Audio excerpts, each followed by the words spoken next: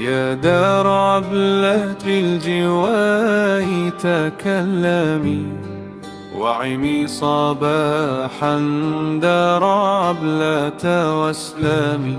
وقفي بي به صحبي علي مطيهم، يقولون لا تهليلك آسا وتجلدي. ولقد ذاكرتك وريماح نواهل مني، وبيض الهند تقطر من دمي. فوددت تقبيل السيوف لأنه لمعت كبارق ثغرك المتبسم. هل غادر الشعراء من متردم، أم هل عرفت الدار بعد توهمي؟